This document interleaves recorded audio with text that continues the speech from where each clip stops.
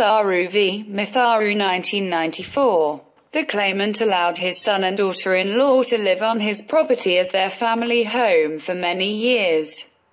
The daughter-in-law thought the son was the owner of the property, and the claimant encouraged this belief. When his son died, the claimant sought possession of the home from the daughter-in-law.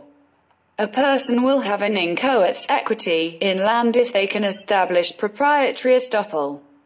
Establishing proprietary estoppel requires the party to prove that the landowner made an unequivocal representation that the party had an interest in the property, which that party relied on to their detriment, such that it would be unconscionable for the landowner to renege on his assurance.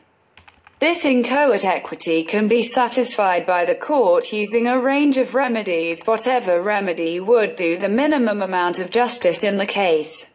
A representation can be made by words, conduct, or silence, knowing acquiescence, person's mistaken belief.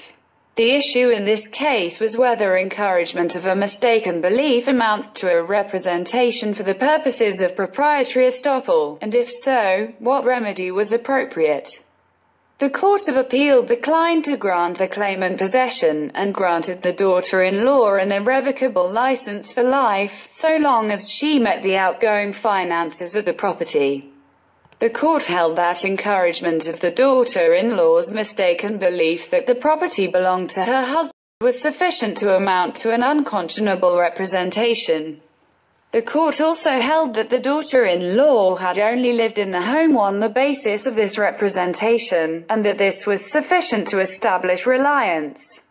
An estoppel therefore arose, and an irrevocable license for life was the remedy which would best satisfy the daughter-in-law's equity.